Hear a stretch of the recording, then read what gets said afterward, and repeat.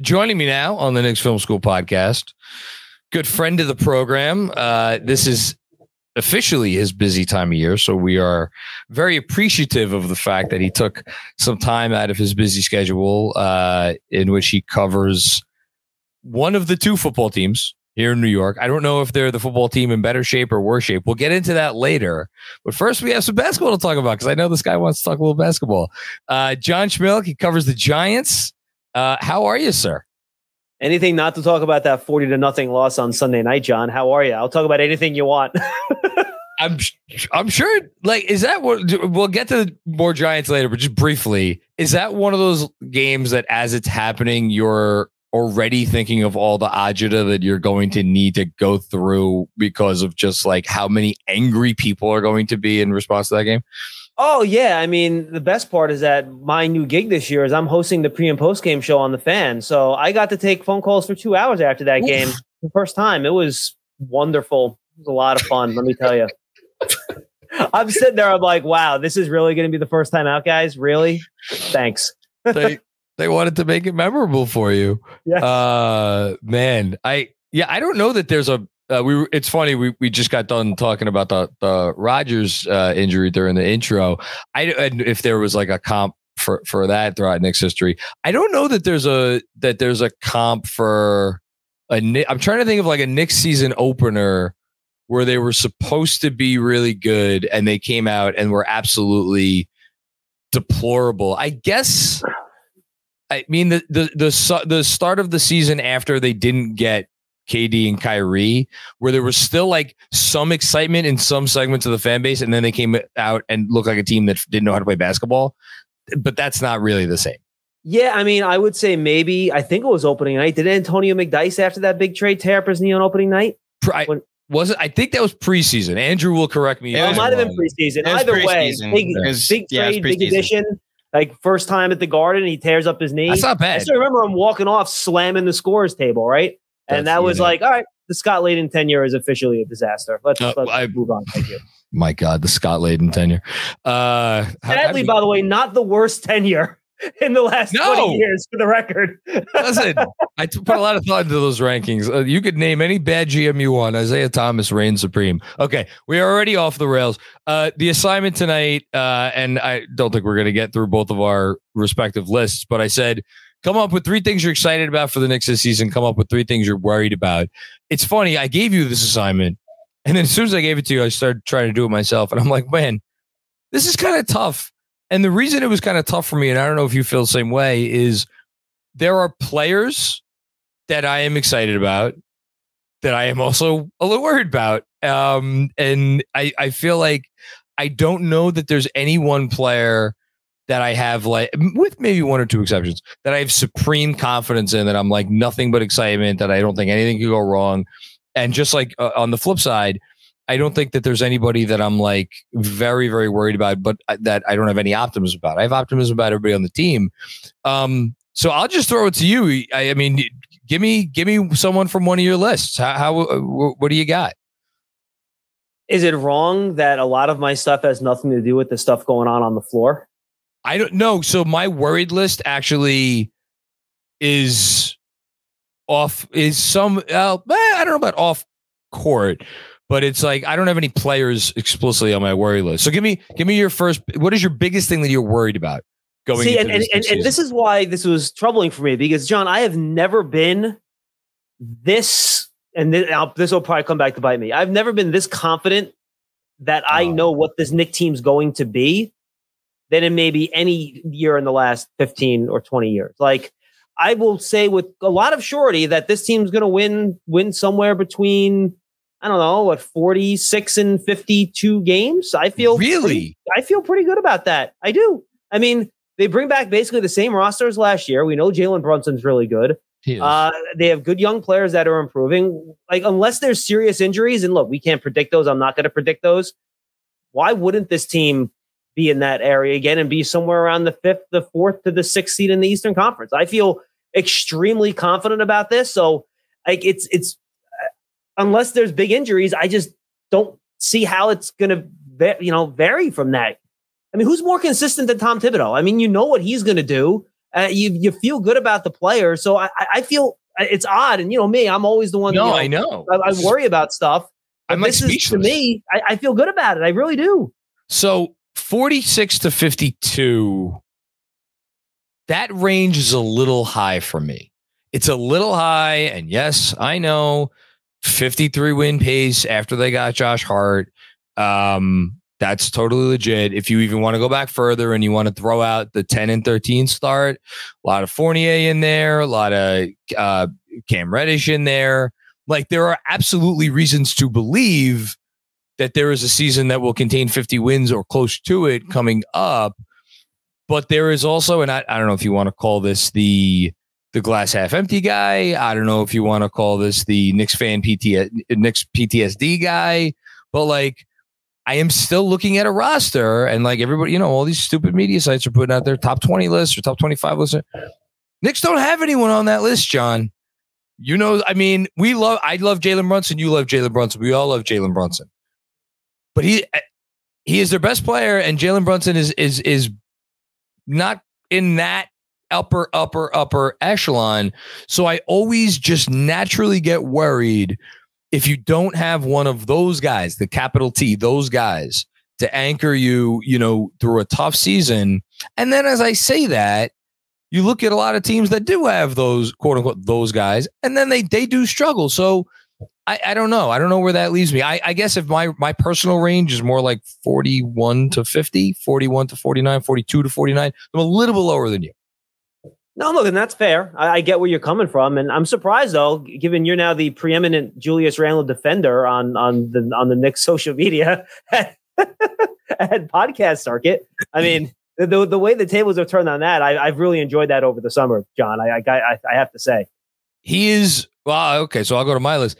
He was number 3 for me on the things that I am most excited about, which is, and I shouldn't even say him explicitly. It was a tie. And you'll never guess who he's tied with. Someone that I have taken some maybe a little bit of pleasure in being right about over the RJ? last. Yeah. Okay. RJ and Randall, to me, I have a clear top 2 things that I'm most excited about for this team. And you kind of implied one of them before. But after those 2, I mean, look, I love Quentin Grimes, love Mitchell Robinson, love Emmanuel Quickley, love Josh Hart, very excited for Josh Hart. I think there is a world where both Julius Randle and RJ Barrett can come into the season and be, well, let me start with RJ. Is it fair to say it would be actually kind of easy for him to come in and have the best year of his career just because of what we'd be comparing to? Yeah, absolutely. Yeah, so sure. That's the reason I'm a little excited or more excited about him. And then with Randle, I mean, this sounds weird to say about a guy who just made All-NBA third team and then 2 years earlier made All-NBA second team, but like, I feel like maybe there is a level of completeness to his game that is still out there. Now, I understand as I say that the last time he had a very good year, he followed it up with a year that all of us wanted to trade him. But I don't know. I'm drinking the Brunson Kool-Aid. I don't know what it is, but I feel like maybe we're going to see the best version of Julius Randle. Maybe not that's going to result in all NBA or particular stats, but in terms of a guy that we are going to feel more confident in on a night-to-night basis. How about that? Yeah, look, and I've become a Julius Randle defender too, because I think Knicks fans are just off their rocker and how they criticize the guy compared to how they talk about other guys on the team. I just think it's crazy. Look, he has his faults. He's not he's not a guy that's going to be the best or second best team player on a championship team. No. I agree with all that, but respect the guy for what he's doing for you, being a fairly efficient 25 and 10 and 4 guy. I mean, it's just, you can't throw those numbers away. It's like, oh yeah, you just put Obi Toppin in there. I'll give you the same thing. Not a problem. Run the offense through Obi. I mean, guys, come on. Like, just stop. But it's funny. Randall would probably be on the top of the things I'm worried about list. And let me explain why. Not because I don't think he's going to have a good year. I do. But have any of us really figured out Julius Randle yet? Like, John, what the hell happened in 2021 into 2022? I don't know. Do you know what happened? I have theories. Yeah, so do I. Like, he's not sleeping because his newborn's keeping him awake at night. Like, these are the cockamamie theories Knicks fans have had to develop to explain 21-22. So how the hell, if we can't explain that, how am I supposed to know for sure that's not going to happen again? Like, it could just come out of left field. I have no idea. So that to me is always a possibility. You get the Julius Randle implosion and it just gets worse and worse and worse and worse. And it just goes to hell again. Now for the record, I do not think that's going to happen. I actually think he's going, to your point, I think he's going to have a good year, but I can't rule out that possibility. And of all the things I'm sure about, if there's one thing that I think could send this season south and have them finish under 500, it would be the Julius Randle implosion. So the interesting thing about that is I think, look, I don't want to say anybody out there was ever rooting for Julius Randle to do bad. Oh, there are those out there, by the way. Well, I was trying to be kind. You tell it like it is more than I do. But like the fact that the guy you just mentioned, Obi Toppin, was here, there was always this, I think, attitude among some Knicks fans, at least, that like, hey, if Randle's bad, well, that, there's a silver lining to that because that opens the door for Obi, right? Obi walks in, Obi gets more minutes, this and that and the other thing. And that's what was one of the things that was so frustrating about 2 years ago is that didn't really happen. Tips kept going to Randle. Agreed. This year, if Randle struggles or anything, it's like, well, then there isn't an obvious backup. So, and I guess that could lead to another concern, which is like the backup four. That's actually not on my, let me ask you, is the backup four on your list? It's not on mine. Not on mine either. Josh Hart, RJ Barrett, take your pick. Very comfortable with either one of them. Don't worry about it for a second. I mean, what? All of a sudden these power forwards on other teams are going to start posting up RJ Barrett? Yeah, good luck. Have fun. I don't care. Yeah, well, this isn't FIBA. Like, post up is still dead in the NBA. It's so I'm not worried about that. The only last thing I'll say about Randle in regards to his implosion, not last year, the year before, was like I really do think, and you've been in so many locker rooms. I know covering football, but like I wonder if you could attest to like when the vibe goes bad, I feel like that could be really, and that to me seems like what happened with bringing in Kemba, bringing in Fournier, telling Julius, you got to change your game. You got to accommodate these guys, and him turn around and be like, man, I just made all NBA. And like, you're going to ask me to like now defer to like, I think that's what set that season off and it got him in a bad headspace. And the reason I'm so hopeful coming into this year is because now, maybe for the first time, there's no adjustment for Randle. He gets to come back and play with the exact same group. And by the way, if you're a conspiracy theorist and saying, well, was Obi Toppin the fact that Obi was here getting in his head? Now Obi's gone. So now there's no, right? Can't that be a possible thing? Yeah, look, one thing that I remember when Odell played for the Giants, right? I was in the locker room every day with Odell Beckham. And there was a section of the fan base that could not stand his antics, right? There was another section of the fan base that loved him and couldn't get enough of him. I think it was probably split more down the middle than what the Randle thing is, or I think it's more probably like 75-25, or people that don't like him, or at least of the hardcore sicko Nick Twitter fans, which we're all a part of. We love you guys. It feels like it's we're one of you. 75. It does. Yeah. So, but in the locker room, Odell Beckham Jr.'s teammates love that dude. Like, they love that dude. And look, I'll be honest with you, and I've said this on our program, he rubbed me the wrong way sometimes. And I was frankly at the end, I'm like, I'm just tired of having to go in there, stick a mic in front of him in his locker, and have him talking about the last thing he said to, Josina Anderson on ESPN. And I was just tired of dealing with it. And it was one of those deals where I'm like, you know what? I've had enough. And that's how I felt about it. But his teammates loved him, John. And I think that's what fans don't realize with Julius. His teammates do generally seem to like him. And I know fans get tired of watching him on the court. The frustration, the yelling, the thing with Quickly last year, I get it, not getting back on defense. And it frustrates me too. When you see him, put his head down after a turnover, a bad shot and not run back, that bothers me. It really does. I don't like it. As someone that grew up watching the 90s Knicks, it annoys the hell out of me. Yeah. But I think his teammates genuinely like him. I think they think he's a good guy. I think he's a leader. So I just think that's a misconception that's out there that I understand why fans don't understand it. They're not in the locker room every day. I'm not in the locker room every day, but there's nothing I've seen reported that would make me believe that he is disliked there. And I do think that matters. I'm pretty sure it was Grimes. Again, Twitter, anything on Twitter, just it all flitters together in my mind. But there was something where Grimes was given an interview, or and he said something like you got to start appreciating Julius Randle or something to that effect. It was Grimes. Right? It was absolutely Grimes. Yep. And I bet you, and I think that sentiment is, and other reporters who cover the team full time have spoken to that concept as well. That's a good thing to point out. I'm going to give you another one of mine because it two things tie together.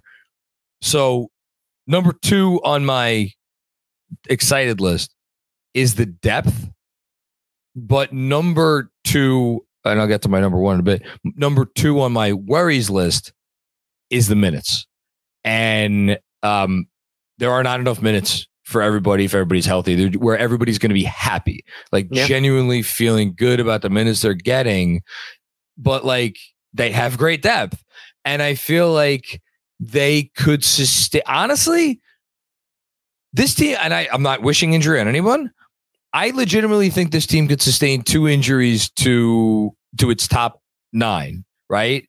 Obviously, certain guys impact more than others. Like if Jalen Brunson goes down, that's a big deal. Mitchell Robinson, because then Sims has to step up and it gets into a whole thing. So like we could talk about like which guys are more indispensable than others.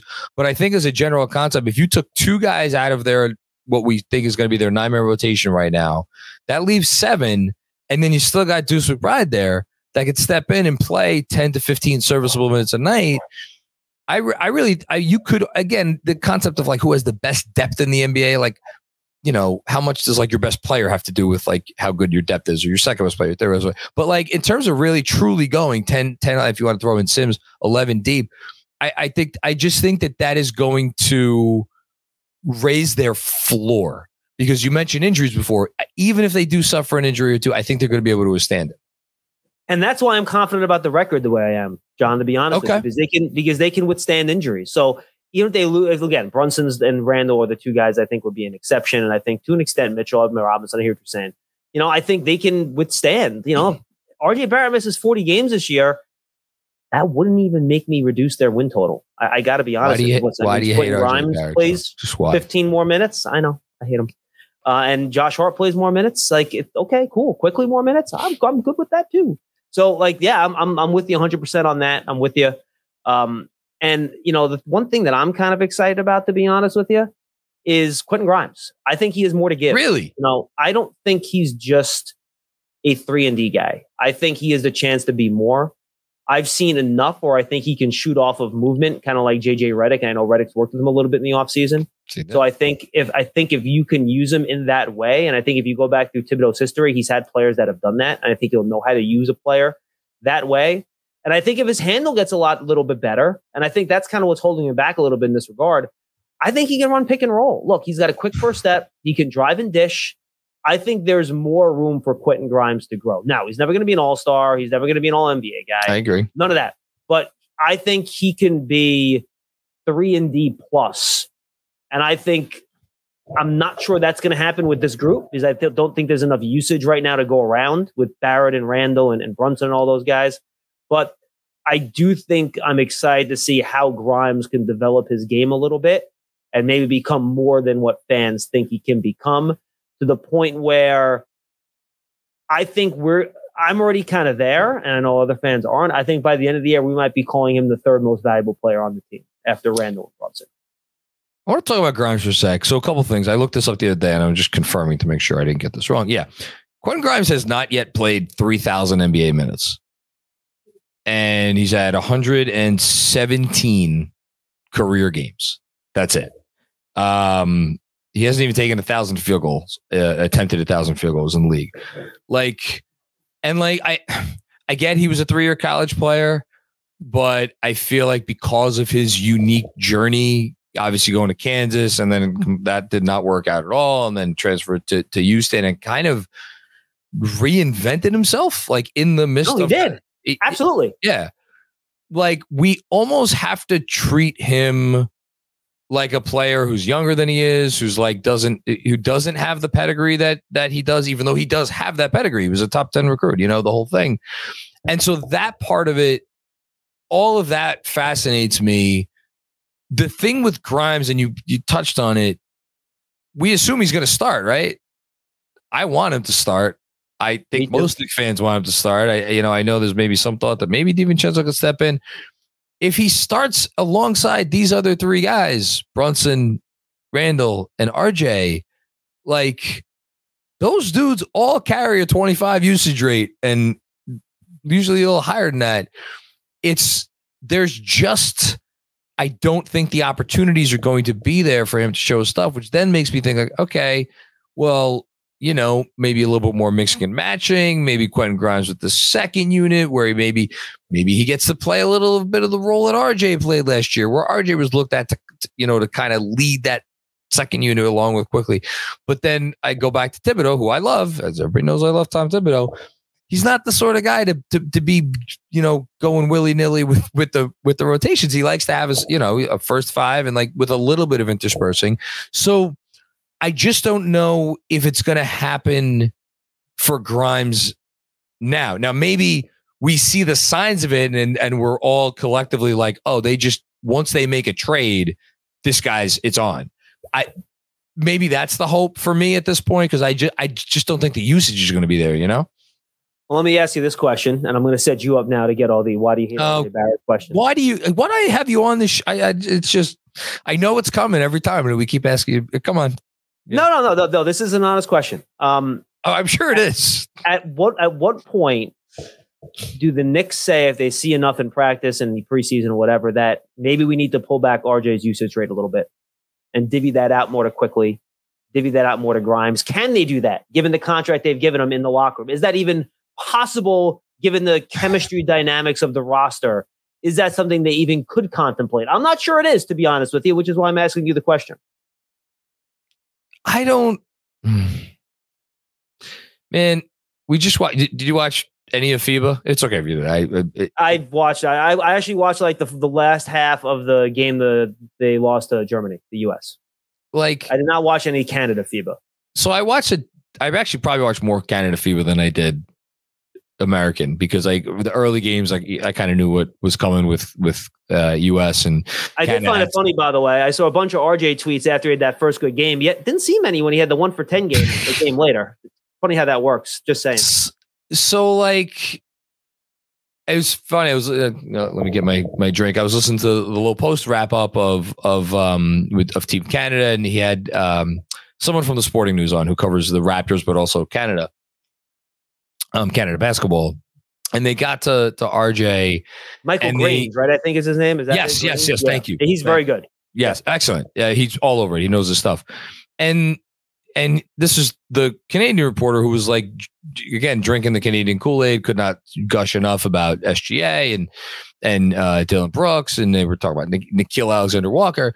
And then they got to RJ, and he's like, honestly, I know RJ put up nice numbers, but like, he was kind of disappointing to me in this tournament. And, and then Zach kind of pointed out how like there's a lot of people, even amongst the Knicks fan base, who are just like, there's something about him that leaves you wanting a little bit more. And like, the thing with RJ, and the reason I brought up FIBA, is he's always going to get his shots. Like, it doesn't matter who he's on the team with. Like, how many times did he lead Team Canada in shot attempts? And this is a team with Shai Gilgeous-Alexander on it, It's like, but to me, that is in some ways the reason why so many people believe in RJ, because he has this undying, unrelenting confidence in his ability. So if you're asking me, like, is there a world where RJ's putting up like 12 shots a game? Nope. I don't see it. That's fair. Hey, look, and I'll just say this. I think we're both on the same page with this, and this is my disclaimer. We both think RJ can be a really good NBA player. Absolutely. If he embraces the things that he could be really good at, if he cared about them more, I think, be an awesome rebounder, be a really top level defender. I mean, he could be a really, really good and important NBA player. And my thing with RJ has been the same thing from the beginning. He does not have the burst, speed, quickness off the dribble, and the lift to finish in the half court to be an efficient finisher at the basket. There's just too many difficult attempts because of his lack of separation and athleticism. And we've seen streaks where he finishes really well, right? I think he, probably faces some poor defensive team in those stretches. And maybe, it's just, it's short sample sizes. Things are weird. So the way RJ Barrett becomes a really good NBA player is very simple. He has to become a really, really good shooter. Because the more teams respect his jumper, people have to play up on him tighter. Then he doesn't need to be an elite athlete to get around them because they have to respect his jump shot a little bit more. And it's been the same story since he came in the league, and we haven't seen any or not enough improvement on the jump shot, however you want to phrase it. He shot 30 point whatever, from yeah, and I don't care about the shooting off the dribble either, by the way. Like, I don't, at that point, though, just catch and shoot better. Like, I don't need you to be shooting off the dribble. Just catch and shoot better. That's all I need you to do. And if he can just that's his path. Unless he becomes a significantly better shooter. And since we haven't seen any improvement in that area, really, I don't feel great about that. I hope I'm proven wrong, because that's the way RJ becomes what RJ Barrett wants to be, is becoming a really good shooter. And he's got, at this point, John, we're going in year 5 now. He's got to show me a little bit of something that he can do it in a non-COVID year when there's nobody in the stands. Like, I need to see that from him. I'm hopeful. I'm hopeful for the shooting this year. I'm hopeful. I don't know if I'm hopeful too. And look, confident. It's not impossible. I don't think he's got the smoothest shot. It doesn't look great watching it. But look, you can improve shooting by working. And he's a worker. He's a good kid. I like RJ as a dude. I hope he succeeds. But I'm at the point where he has to prove it to me. And until he shows me he can be a shooter that other teams respect and or fear, then I'm just not going to buy in. You even start, the Heat would literally, dude, leave him like not with no one within 20 feet of him. So I know you maybe, actually, no, if you said you watched a little bit of the US-Canada game, you might have seen this. There was a moment in the fourth quarter of the game.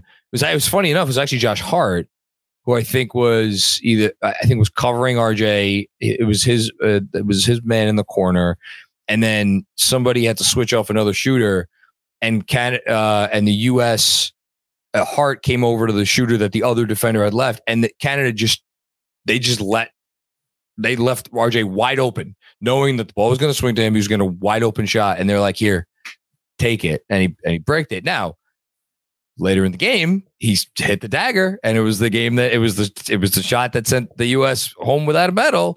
So, like, again, like give RJ that. Like, he takes him with confidence, and he is self, dude. You will never say RJ does not believe in himself. He does, that dude. He has all the confidence in the world. He's never shaken. Yep. Moments don't mess with him. And really there's value to that. There's real value to that, and I think that's important. I want to say one more thing, John, before we get into football stuff. Yes. And this is worry and excitement. It covers both columns. What's the next move? Because really, as good as I feel about this Knicks team, and I think they're going to be a good basketball team. Don't look at me that way. We had this conversation, John. We had this conversation last year. And the year before. And the year before. Look, because we just, how many more years? You never know when it's going to come up. You never know who it's going to be.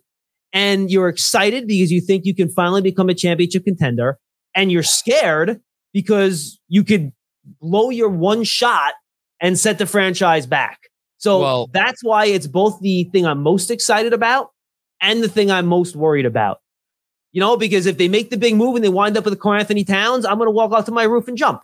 No, and I don't think they're going to do that, by the way. I don't. But if they wait and Giannis or Luka somehow decides they want out and you can figure that out, then my God, it's like the best day in my life, literally. My life as a Knicks fan. That would probably be the best day of my life as a Knicks fan, which is pretty sad, but that's where we would be. Unless they know something bad, unless they know that bad news is coming. I'm speaking about the Giannis front. Yeah. Unless they've already been told through whatever channels that you're out, you have no chance, which I don't think they have. And I feel like there's already been a little reporting, like they maybe feel like they're that, not that it's been explicitly reported that they feel like they're in it, but that they've been monitoring. Or I think Mark Stein reported that. I think that sealed the deal that it doesn't matter who becomes available via trade. So Timberwolves start out 2-30 and they're like, we're blowing it up. Everybody except Edwards. I don't think they're going to make a move in season. I think they're going to wait it out. And I think even if it's like Embiid or Mitchell. So honestly, the Mitchell thing is interesting to me The Mitchell thing is weird because it's hovering over all this, because it's like now all of a sudden we went from Mitchell being their number one target to all of a sudden now Mitchell's pretty clearly the number 3 target after Giannis and Embiid. And like, how does that work out? Like, if he does become, like what you just said, if like, let's say the Cavs, I don't think the Cavs are going to struggle, so I don't think it's a realistic thing. But like, let's just say they did, would they make that play in the middle of the season? I really believe this. I think because Giannis said what he said, I think they're taking it to next offseason to see what happens then. And then, you know, and to me, the more interesting question is, what if things, I mean, we're all waiting for it. What if things just go absolutely batshit crazy in Philadelphia? And I'm going to say, or Dallas. I'm a believer. I don't think it's out of the question that Dallas completely implodes. I'm a little higher on Dallas than that. I think Dallas can be okay. Philly's the one where you just don't know, and that's what's fascinating. And look, and I'm not as all in on Embiid as you are. I wouldn't be upset by the move, but I would be like, look, you have to do this. But I have legitimate concerns for trading for a 30-year-old center that has never managed to stay healthy through a playoff run. And I have scars of guys not staying healthy through playoff runs. And is it fair to Embiid? No. But there are just some guys, John, like Chris Paul, like he just cannot stay healthy in the playoffs. Like it's weird. I can't explain it, but there are just guys that can't make it for whatever reason. And it just happens. And I'm afraid that Embiid might be one of those guys. And I've always been one. We've had this conversation before. Yeah. I just worried about having your best player be a center. It's just in the modern NBA, it's hard. Yeah, well, unless it's like an Anthony Davis situation where he's got LeBron James next to him, right? Well, but then he's your second best player, isn't he? I don't know. That's becoming an interesting conversation. Who the Lakers' best player? That's it. We'll have a different. Yeah, but here's the thing: if Anthony Davis is the Lakers' best player, do they have any chance of winning a championship? Well, if LeBron James and Anthony Davis are your, or if you have both of them on your team, I think you have a shot. I'll say that. Well, yes, we can agree on that. And the last thing I'll say, dude, I think yes. I have no doubt, by the way, that the Knicks re-sign quickly at some point. Like they take care of their own. It'll be 4 years, probably around like what 100 million, 95 million with incentives, something like that. And I think that'll get done before the season starts. And I feel good about it. I think it's a guy they should sign. He deserves it. He's earned it. He's a good player, and I'm excited about that too. I'm hoping that gets done. Because I think they're going to take. I think they think that they are not going to make a big trade during the season. I think that only incentivizes them further to extend quickly, because if you don't, and then you go try to do some kind of a sign and trade situation next summer when he's entering restricted free agency, that becomes a lot less or a lot more complicated. If you extend him now, means you essentially can't trade him for the next year. You can, but it's very difficult. But once next July 1st hits, he becomes, and I'm not saying that's the only reason you resign him. Everybody just calm down. But like it is part of the calculation. The only two things I want to say, my number one thing I'm most excited about, shockingly, is Brunson. No surprise there. And then my fear is just like, and this is again, Knicks fan PTSD, regression. Just like I'm always fearful, and it ties into the, like, we don't have one of those like top guys. I just, you know, if it's 2 losses in a row or 3 losses in a row or 5 losses in 6 games or something like that, it's like, does this team have that steely, you know, whatever it is that holds teams together? And granted, last year they were 10-13. They could have let go of the rope. They didn't. So yeah. And by the way, I think Brunson's one of those guys. Is why I'm not worried about that. He's such a steadying presence, and he's so freaking good. And I feel bad for not including him on things I'm excited about, because I just feel like he's such a sure thing. Oh, I think he's just such a steadying. Go ahead. I'm sorry. I think he could reach another level. That's why I'm most excited about it. Yeah, I wonder about his size and athleticism holding him back from becoming like the super duper, you know, second team All NBA type of guy. But look, he's phenomenal. I love Jalen Brunson. I love his game. He's just so crafty, so clever. He's a good shooter. He's good around the basket. He's a good teammate. He's a great dude. I mean, there's just nothing not to love about Jalen Brunson. And look, he's the reason why we're talking about the Knicks the way we are. Because, and look, this is great. I remember we sat here last year and we talked about, you know, here's the problem with the Knicks. You know, they have to figure out a way to acquire 2 superstars. And it's really impossible to pay full price for 2. And they had to figure out a way to get 1 on the cheap. Well, guess what? They got their superstar on the cheap. And even though he's not a top 15 guy or a top 20 guy, and maybe he is, top 20 guy. And even though we had a portion of the fan base, a larger portion than a lot of the fan base would like to admit, that bitched to us about how big that Jalen Brunson contract was last season, that was a freaking bargain. And might be right now the best contract in the entire NBA. So they did the hard part. Yeah. And that's why people that, last year, people were legitimately, John, at 10 to 13, though, they need to get rid of Leon Rose. Like, this is really not working. Oh, it was fire everybody. Yeah. And he literally did the hardest thing for an NBA general manager to do. He found a superstar without using a premium draft pick and without trading a ton in a trade. It is the hardest thing to do in probably as being a GM in any sport, besides maybe finding a quarterback in the NFL without a top pick in the draft. That's hard too. But to find a star that can lead you to the second or third round of the playoffs without having to use a top 5 pick or trade your whole roster for that player is freaking impossible. And Leon Rose did that. And I know familial connections, CAA, blah, blah, blah. I don't care. He got it done. Results is what matters. I would argue it's harder because we've seen franchise quarterbacks go outside of the top 1, 2, 3 picks in the draft. You're right. Yeah. To get an NBA all-star caliber player, I would argue Brunson is all NBA caliber. To get that kind of player after he's already been in the league for a few years and get that guy on just to be able to sign him outright, period. Forget about the number you sign him at. To sign him at the number you did, it's even more impressive. Okay, that's a good transition. Yeah. What was Daniel Jones picked? Let me see if I remember. Was he picked 8th, 9th? Oh, geez, you put him in the spot. I believe he was 6th. Oh, okay.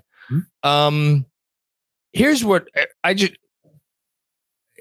I'm curious about with the Giants is it feels like coming into the year, the sentiment from what I could tell, I'm not on anywhere near the inside of Giants fandom, but like from what I could tell just from hearing and listening, and this is the only, is that Jones had turned enough of a corner to make it so that, okay, we believe, like, because you need the quarterback in the NFL. He turned enough of a corner, like, okay, the other pieces are there. Maybe if everything goes right, we can make a little bit of a run. First of all, is that the case? And two, how much does Sunday night take that and kind of like put it into question? Yeah, that's the belief. And even though his numbers last year did not jump off the page, he was dealing with such poor talent around him at wide receiver that you figured you get better pieces around him, then the passing numbers will get better, right? The rushing numbers, he was a great runner last year. He was a good runner against Dallas on Sunday too. I don't think it should. For one, Dallas probably has the best or second best defense in football. So I don't think you ever judge somebody when you're pacing at the defense that's that good, to be quite honest with you. And in that particular game, did he play well? No, but he also got sacked 7 times. And it's not like he was holding the ball and got sacked 7 times. He just got sacked 7 times. He got 12 official quarterback hits, but he was probably hit more like 25 times throughout the course of that game. So he did not have much of a chance to succeed. The story of that game on Sunday for me was not Daniel Jones. It was the offensive line not giving him a chance. But I will say this. You give him that contract with the expectation that what he did last year isn't the top floor. Okay. That there's still floors to ascend. And I think you want to see him begin ascending those floors this year as a passer specifically, especially as a guy that makes more throws down the field. And I think with the moves they made to bring in Darren Waller and all these other guys, speed on the outside, all that stuff, that he can do that. If he doesn't, then I think that would be a disappointment.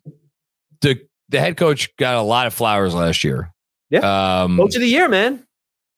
Can't do much better than that. Maybe some Tom Thibodeau vibes for coach of the year his first year.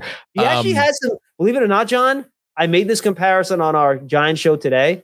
He has some Thibodeau in him. He was leaving the starters in at the end of that game. Really? You don't know how many phone calls I got about them leaving Daniel Jones in there for too long. And I'm sitting there, I'm like, oh my God, I've had this conversation about the Knicks for the last 4 years, and it sounds so familiar. And I've just internalized it so much. I'm like, yeah, look, that's what coaches do. And it's just like, I've seen it too many times. But it leads to my question, what you just said, because like, I think the thought was that he instilled a real culture there last year. And I'm assuming there's optimism that for as much as Sunday night was ugly, they will be able to withstand that and bounce back. Is that the feeling? Yeah, and look, they went through they lost 3 out of 4 at one point last year. So I think they think that kind of gave them proved that they have some metal. But every team every year is different. And Brian Daboll said that, by the way. He goes, look, guys, you don't really know what a team's made of until things go bad and you got to bounce back. Now, nobody wanted that to be after week 1, but that's true. That's just where they're at. So yeah, 100%. Okay. You mentioned the offensive line. Is there reason to believe that will get better moving forward, or is that going to be a question mark all season long? I mean, I think that's a question mark. They're very young. They have a rookie center, second-year right tackle, 2 guards that are veterans, but they're not top players at those positions. So I think that's one of the things you'll be keeping an eye on, especially since NFL is super heavy into analytics now. The Giants literally, according to the analytics, face the toughest pass defense schedule in the whole NFL. So combined coverage and pass rush, no one has a tougher schedule than the Giants. Really? So there might be some games that look ugly. This week they get Arizona, who I was about to say, talented, so they should do well in this game. But they play in week 3? San Francisco 49ers, top 3 defense in the league. Then they play the Bills, probably top 10 defense. Then they play the Dolphins, probably also a top 10 defense. So then they play the Eagles twice at the end of the year. So it's going to be a year where the offense is going to have some rough patches that fans aren't going to like. But the NFL is such a league of matchups, even more so than the NBA, in my opinion, that I think you're just going to have to deal with that if you're a Giant fan, because some of these defenses are just very, very good. Yeah, I think I said this on the pod. I had been a Steeler fan for 20 plus years. And then the last few years, as I've been obviously getting more into this, I haven't had the time or the energy to really follow them. And before the season, I'm like, going to get back on the bandwagon. Got, Kenny Pickett, got, Pickens, the receiver, No, you guys got a good team, but then the 49ers showed up. I was about to say, so I turned on the game and I'm like, man, this is not what I wanted. So yeah. Where's Claudio, by the way? He only wants to talk football. Where's Andrew? I think Andrew's now here he is. He emerged from his hole of misery. Where's the Jet hat? Come on, man. There's a Rodgers jersey behind him. Oh, okay. He's got the Jet shirt. Okay, that counts. I didn't see the Jet shirt. That counts. You won. They won the game you're at, man. I realize it's a Pyrrhic victory, but they did win the game. So people heard the intro already, so I don't want to fully rehearse, or repeat what people heard.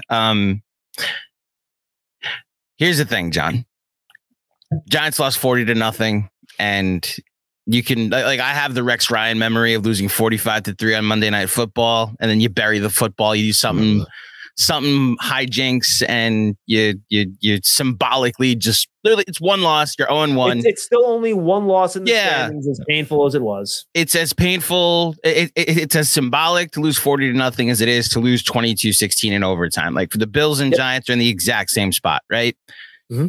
What the Jets did is not just lose the quarterback to a devastating injury, but the entire framework of this season now changes. I honestly, dude, I feel awful for Jeff. Yeah, I do. I mean, it sucks. It really does. I mean, you guys had a really good team. I mean, and you still have a really good roster. You do. You have a really good roster. And that's what sucks. And that's what sucks. It's awful. Any Jets fan that was hype and that, I think, is the thing that is a lot of Jets fans are processing today, is so many people that have national platforms were I don't see it with this Jets team. They're the Jets. Can they win something first? And every Jets fan was like, I got to tell you, I was watching this team last year. They have so much talent. They just need a quarterback. And then they got a guy who won 2 MVPs back to back 2 years ago, got his offensive coordinator, got all of his friends. And they were like, okay, this is what we're going to go to war with. And to see how the game played out, that this looks like a team with a ton of talent that might have gotten better when you add this weapon that they found on special teams in Gibson, and yet they still just need a quarterback. It's exactly what we thought it would be. And the hype was realized, and we're back to square one again.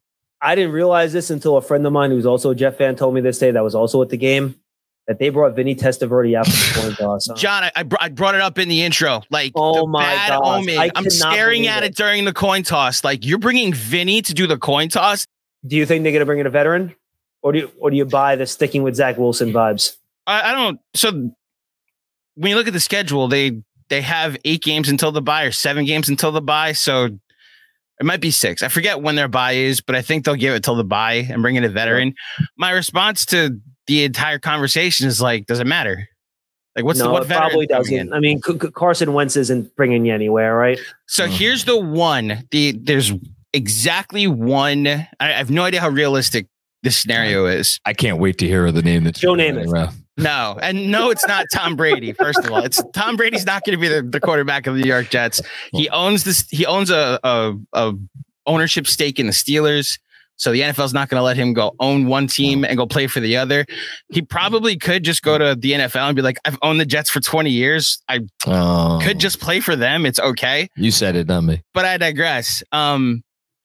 So Stafford in LA, if they decide that they would if they would like to tank this year, because they haven't had first round picks, and this is like the first year in a couple of years, if the Jets want to trade this conditional pick that they're getting for that they now get back, that this first round pick for for Stafford, is that worth it? You know, you have a guy that just won a Super Bowl 2 years ago, proved he can win a Super Bowl with a loaded roster. I'm not even saying that's what I would want them to do. It's an option that I'd be like, I understand it. You salvage a season you went all in for to go all in again. Outside of that, Tannehill doesn't inspire me. Carson Wentz doesn't inspire me. Gardner Minshew. I'm going to throw a name out to you. Doesn't you inspire me. Who? I can't wait. I'm going to throw a name out to you. Kyler Murray. I thought about that too. What if the Arizona Cardinals are sitting there at 0-8 and they're like, dude, we're drafting Caleb Williams. Like, it's happening. We're doing it. And Kyler's ready to come back from the knee. He's a guy that you can be your quarterback long term if Aaron decides he's going to retire. It'll maybe cost you maybe one first-round pick, maybe less because you're taking on so much salary. What if it just costs you a second rounder? Is that something you would consider? That's so with that concept where, correct me if I'm wrong, like a year ago-ish, Kyler Murray was being talked about, or maybe a year and a half ago, Kyler Murray was being talked about as like the next great NFL quarterback. That's where my brain breaks a little bit, because like if a player of that caliber, is Zion. If Zion gets put on the trading block tomorrow, he's getting the New Orleans is demanding the Durant package, or maybe they don't get it, but they're getting something close. It's just so interesting in football how asset valuation and like return on trades. Because I completely agree with you, John. I feel like we've seen enough NFL trades over the years to know, like, I bet you they could get him for probably pretty cheap because he makes a lot of money and the whole thing. That's fascinating. I'd understand it if they were to pull the trigger on that. I'm sure you can appreciate, as someone who the Giants also play their games at MetLife Stadium. I don't want Kyler Murray's knees anywhere near that turf, and what it does to joints and what players have said. It is new turf, by the way. It is brand new turf. They didn't redo the stadium. In the words of Breece Hall, it's still turf. We want grass. Like at a certain Unfortunately, point. when two football teams share the same stadium in the Northeast, if they put grass in, it'll be mud in about 3 weeks. It's just not going to work. That's very true. That is very true. I don't know. He's just so much more of an injury risk than granted, like beggars can't be choosers. If this is a situation that you're in, he would be an upgrade over what we have now. I don't know if it brings back the Super Bowl vibes that I had for 2 hours leading up to kickoff last night, and then slowly disappeared as MetLife Stadium went silent. You'll always have those 2 hours. John Schmeelk, you're the man. I always have so much fun talking to you, man. Have a great season covering the Giants, and remind folks at home where they could hear you and follow you and all that good stuff. Yeah, look, Giants.com, the Giants mobile app. We got and you can hear me on the radio pre and post game for the Giants on the Fan here in New York. And, Big Blue Kickoff Live is our daily show, 12:30 to 1:30. We take calls from Giant fans live on the app. Check it out. Giants Huddle Podcast. We got a bunch of stuff going on. Just check it out on my Twitter feed at Schmeelk. That's pretty much all I tweet is all our podcast content. So if you're a Giant fan, hopefully you're still excited for the season. You should be. It's just one game. And stick with us. Hopefully we'll be as entertaining for you as we were last year. And hopefully, and I think the Knicks will be just as entertaining too, by the way. I'm very excited for the season. I agree the Knicks will be entertaining. The Cardinals lost to the Commanders last week. I really hope the Giants get this one done. Oh, if the Giants don't win this week, John, I don't know I don't know what I'm going to do. I don't know what you're going to do either. I'll be praying. I might literally open up the post game show on Sunday if the Giants lose to the Cardinals, talking RJ Barrett. I think that's my plan. Oh, Godspeed, John Schmeelk, ladies and gentlemen.